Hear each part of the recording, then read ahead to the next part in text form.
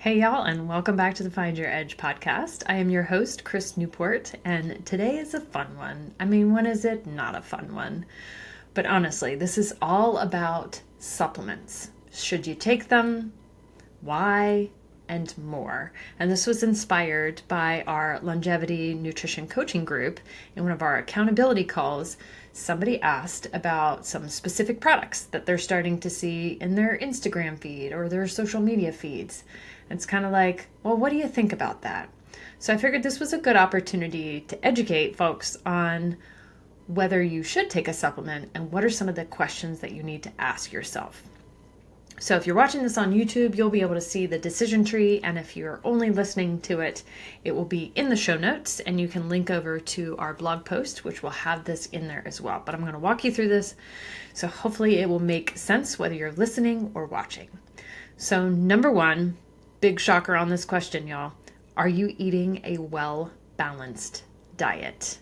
So a diet that includes a variety of minimally processed whole foods, provides many of the nutrients your body needs. In other words, the nutrition that you get from real food is better recognized, if you will, by your body in order to be able to extract the nutrition that you need.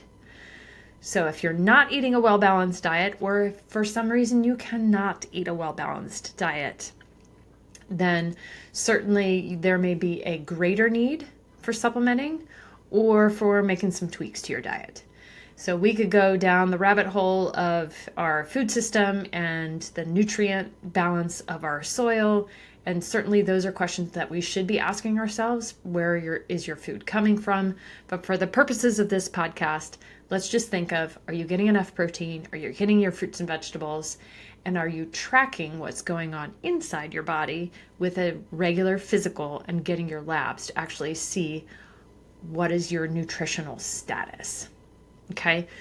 Also consider if you're eating some sort of a restricted diet, then this may be a greater need for getting some type of supplement.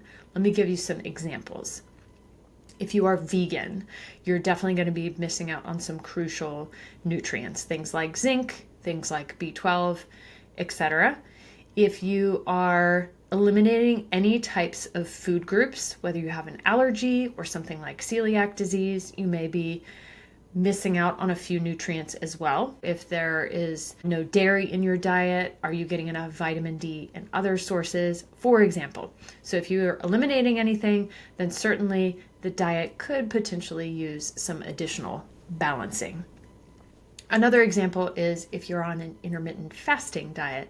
Now I know that that's kind of a broad term. Anytime I say intermittent fasting, it's kind of like asking somebody if they wear shoes. Like, okay, well, are these high heel shoes? Are these running shoes? Are these hiking shoes? Like, what are we doing with these types of shoes? So intermittent fasting is no different in my mind in terms of the number of flavors that you could have. If you're thinking of intermittent fasting during Ramadan, that's very different than if you did a 4-hour eating window during the day or an 8-hour eating window. So it all depends on what your window looks like. Are you doing alternate day fasting? Are you doing something that you just found on the internet and probably is not potentially not well researched? We do have some separate podcasts specifically on intermittent fasting if you want to listen to those. But the point being is that if you are on a more restricted dietary plan, like intermittent fasting, especially if you're doing something like alternate day fasting, then the need for a better balanced diet, or I should say better balanced nutrient inclusion, is going to be greater. So those are the things that we want to consider when it comes to eating food versus consuming supplements. All right, second one to think about, and maybe you even think about this first, honestly, is it legal? So if the product is free of substances banned by either your particular sport, and that's really mostly relevant if you're in the NCAA or if you're a professional athlete. So there's some great resources, ncaa.org or WADA or World Anti-Doping Association also has a list of banned substances for particular sports. But even if you're not competing at the collegiate or professional level, why would you want to have banned substances in your product. So if it's not legal, don't take it. That's kind of a duh. But if it is legal, then certainly it could be something that to go into your decision. All right, next one up, and this is related to its legality. Is it third-party tested? So first of all, let's consider this, y'all. You and me, we're going to go into business together. We're going to start a supplement company tomorrow. We're going to take some jars, slap some cool labels on it, and we're going to fill it with a bunch of different powders and then say, here you go, Instagram world, or here you go, world. Let's see what you think of this. That's literally what it takes to be able to put out a supplement. It is not nearly as rigorously tested as something like a food product. So companies can go the extra step and get their products certified or tested by a third-party company. The two companies or the two certifications that I like to see are things like NSF certification or informed choice. So those are more rigorous testing protocols to see, is the product actually what it says it is? So if it has 1 gram of vitamin C, does it actually have 1 gram of vitamin C, for example? And then also, does it have any banned substances from it? So up to 15% of supplements tested have had some sort of product like a drug because perhaps they're created on the same lines as actual pharmaceutical drugs. Kind of scary when you think about it. So if it's third-party tested, you want to sort by that certification. So anytime I'm looking for products for our clients, I'm oftentimes, and we use Fullscript, which is a company that holds a lot of professional supplement brands. And then there's a filtering process. And that's one of the first things that I'm doing is sorting it by NSF Certified. And there's some other certifications that we use for the professional lines of supplements to be able to determine, am I willing to give this to a client? Because if I'm willing to give it to a client, then I should also be willing to give it to somebody in my family. That's how important I find that this is. So if it is not tested by some sort of a third-party company, I would suggest not taking it. So you are putting your health at too high of a risk if it's not tested. So make sure to look for those specific labels. Okay, the next couple are the more interesting ones. Is it effective? And then is it necessary? So first and foremost, is it effective? Is there evidence that the product does what it claims to do? That also leads me back to, what are the supplements that you're taking? And a few questions I have for you regarding that. Number one, do you know what it is and how much it is? So I just used this case of vitamin C. If you say, I take vitamin C, then I'm going to ask you how much. And then some people are like, I don't know. Let me go get the bottle. You know, it's the brand with the blue label. All of that sort of means nothing to me. So I want to know exactly what you're taking from the brand and the actual amount. Other things that I see that are commonly taken is proprietary blends. Now, I get it for these companies that want to sort of corner the market. When they create a proprietary blend, it's harder to copy. Because I just told you, you and I are going into business together. We're creating a supplement line. So that's how companies try to prevent other companies from copying their product. If they are leaving out the actual amount that's on the bottle, it's harder to replicate somewhere else. But when you look into the evidence, that's typically what's being studied, is how much are you actually consuming. Sometimes the research will look at the amount per kilogram of body weight. Sometimes they will look at a specific amount that's given irregardless of gender or body weight. And then they're looking at that. So if it's not telling me what is actually in the product in the amounts that I can see in the evidence, I certainly don't want to take it. Because especially with the products that have just laundry lists of things, and then it's like 0.5 milligrams. It's like, well, that's hardly even effective just in and of itself. So when you look at a label and you see that it has a laundry list of things and it says a lot of proprietary blends, I would get very skeptical if it's even effective. Which begs the question, same kind of thing that I was just asking you. What are you taking? Exactly how much are you taking it? When are you taking it? That's another important one.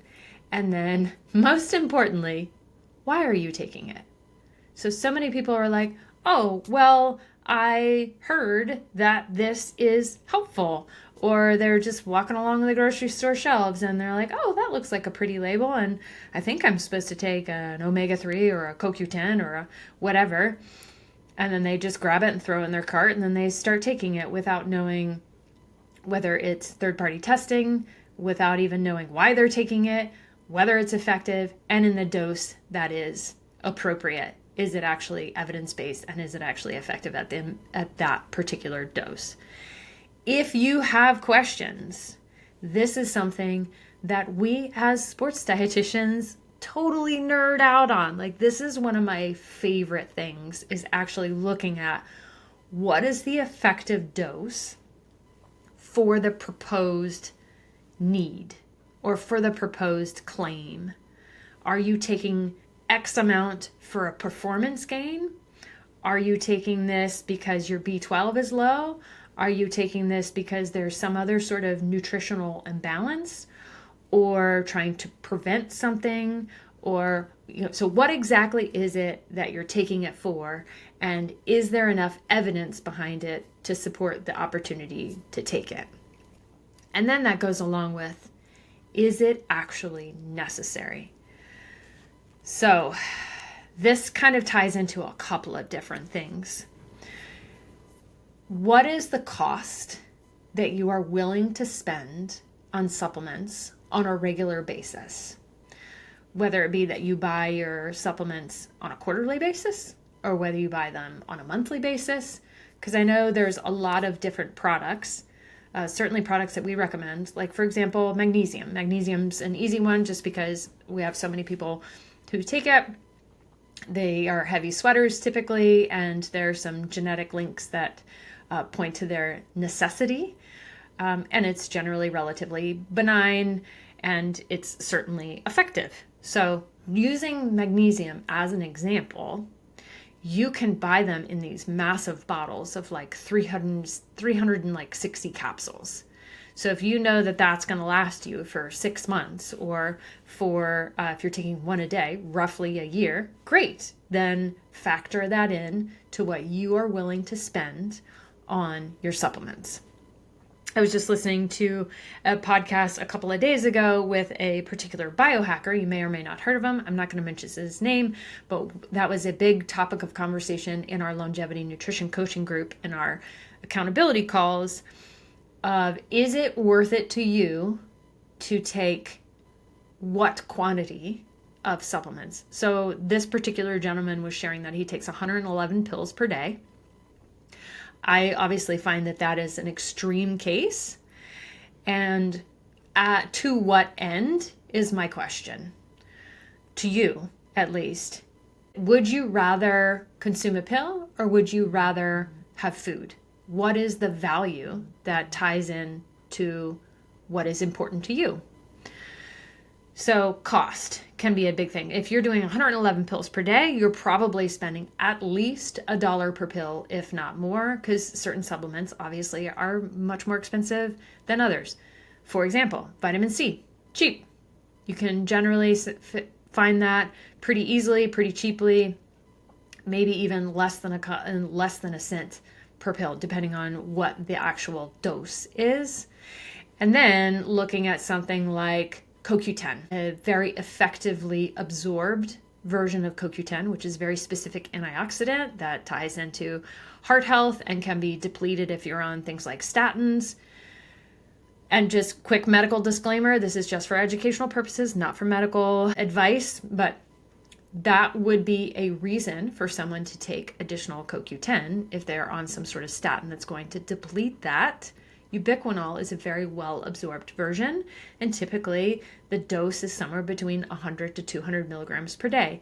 The cost of ubiquinol is more expensive than certainly the example that I just gave you for vitamin C.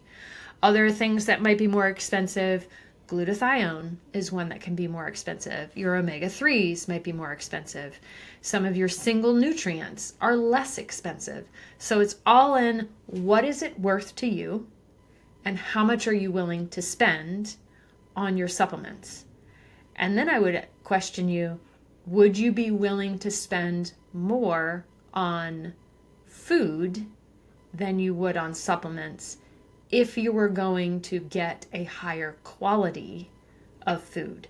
So let's say you start working with a local farmer who you know how he treats his animals, and you purchase his grass-fed beef and his farm-raised eggs and chickens and his beautiful bok choy that he is growing on his land, and you know that they take care of the land, and it's not necessarily certified organic, but you've had a conversation, you know who this person is, you know that you can trust them, and you can know that they're taking care of the earth. Is it better for you to spend more money on something like that, knowing that you're getting better nutrient absorption?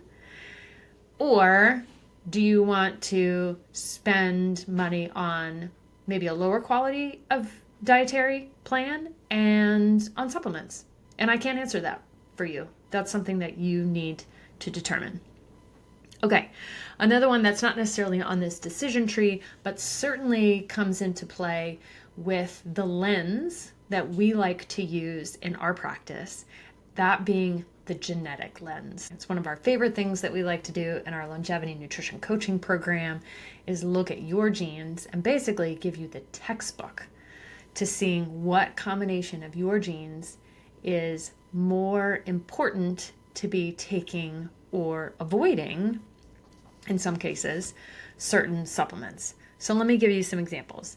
Any of our folks that need additional support with what's called methylation. So it's kind of like that process, that sort of relay runner of creating new DNA. Some of us need some additional support in that process. So there are specific nutrients that are involved in methylation.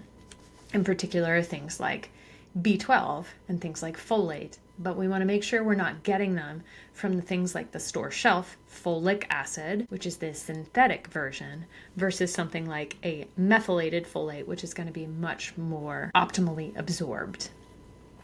Similar with B12, making sure we're getting a methylated version of B12 rather than something that you would get off the regular store shelf, which is typically cyanocobalamin, which is very stable and it's affordable for companies, but also it's from a molecule of cyanide.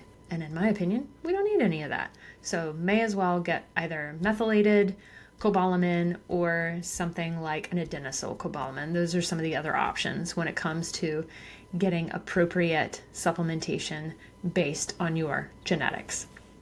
Other things that we look at as it relates to genetics is how are you at absorbing vitamin D? How are you absorbing vitamin C? How are you at absorbing, again, the ones that I just mentioned, B12 and folate, which ties into also methylation? What is your propensity for inflammation? What is your propensity for oxidative stress? What is your propensity for detoxification?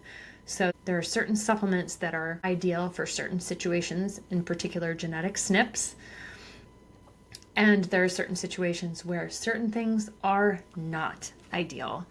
One of the things that's coming to mind is anyone with a particular comped genetic SNP may do well with things like caffeine and things like quercetin and EGCG, which we think of with green tea, and another genetic SNP does really poorly with those particular substances.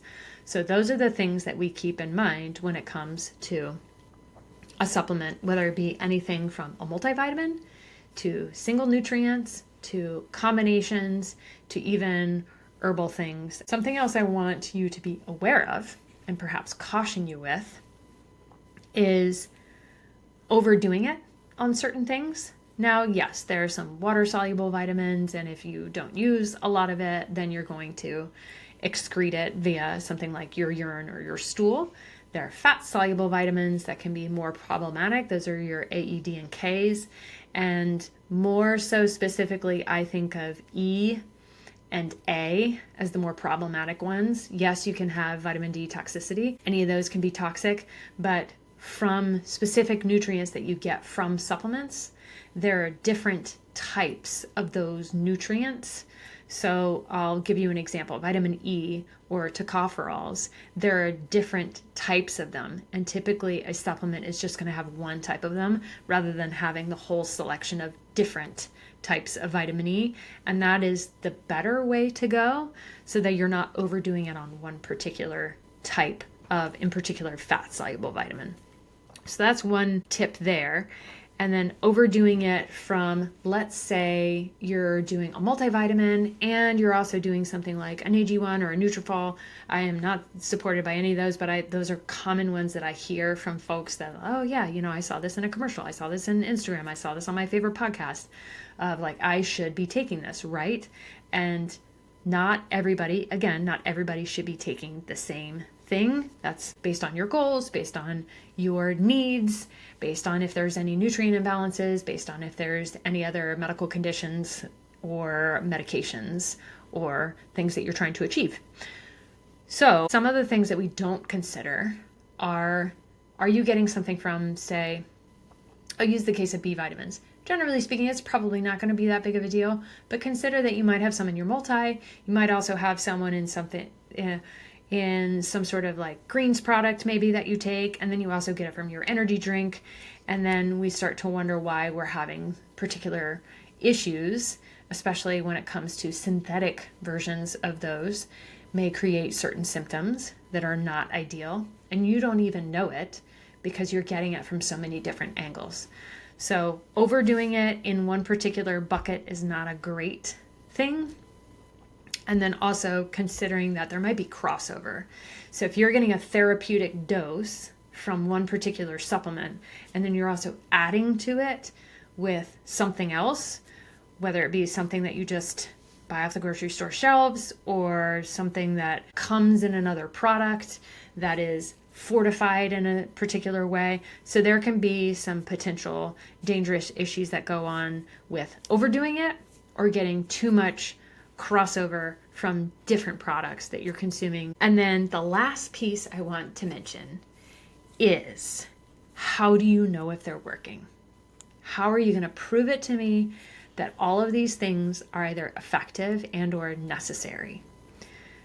The way that I like to do it is to test and not guess.